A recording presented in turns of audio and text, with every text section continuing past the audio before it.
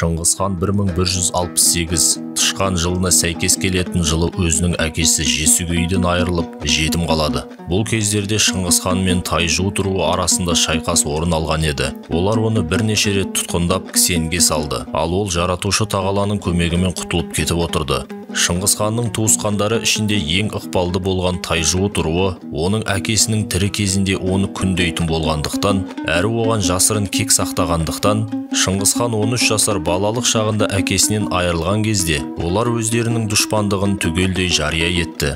Адал ханның баласы Тарқытай Қырылдақ, Қабыл ханның немересі мен оның немере інісі Құрыл Бахадыр, олардың екеуі де Тайжут руының патшалары, әрі басшылары болатын. Олардың Жесугей Бахадыр кезінен бері ішінде сақтаған күншілдік әсерінен бағынбаушылық пен қырсықтықтың жолына түсті. Тайжуттар туысқан рулар арасындағы ең үлкен тармақ болғандықтан, ақырындап жағдай сондай дәрежеге жетті. Нәтижеде Жесугей Бахадүрге мойынсұнған өзге туысқандар мен әскерлер де оның балаларынан бөлініп Тайжуттарға бұрылды. Олар жайлап Тайжуттардың төңірегіне жинала бастады. Солайша бұл руларда толық күш пен құдірет пайда болды.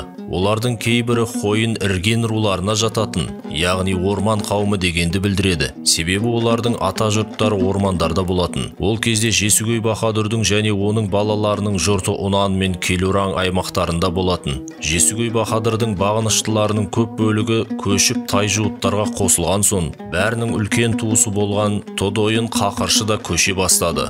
Ол уақыттары Шыңғыс ханды әлі Теміршің деп атайтын. Шыңғыс хан оған өзі барып, құрметпен сөйлеп, ол оның Шыңғыс ханның маңында қоныс тебуін сұрады. Сосын ол: мен анық шешім қабылдадым. Содан менде таңдау қалмады.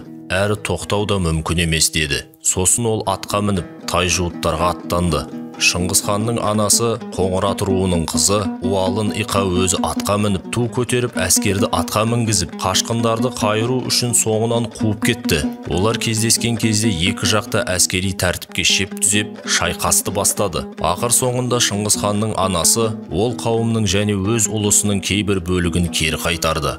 Ол шайқаста қарт әрі ұлы әмір қатарына жататын Шарақа Ибұғаның мойнына оқ түйіп жараланды. Ол шайқастан соң кері қайтып келгенде, Шыңғыс хан оны Шарақа Ибұғанды көруге келді. Содан істің мән-жайын сұрады. Сонда Шарақа айтты: сенің ақкөңіл әкеңнің өлімінен соң біздің рулар мен әскер мойынсұнбаушылық танытып, сенен бөлініп кетті. Мен оларға кедергі болмақ болдым. Алайда көктен болған тағдыр менің жаныма таруыл жасады. Сөйтіп маған тосыннан соққы берді деді. Шыңғыс хан оның жарақатының қауіпті екенін, оның жағдайының ауыр екеніне көзі жеткен соң жылап жіберді. Ол шатырдан шыға бергенде Шарақа тап сол сәтте көз жұмды. Осылайша Шыңғыс хан жалғызданып, қорғансыз қалған кезде құдіреті күшті әрі қалаған пендесіне қолдау көрсетуші Құдай тағала оған Жалайыр тайпасынан шыққан Бұқыршың есімді жігітті көмекке жіберді.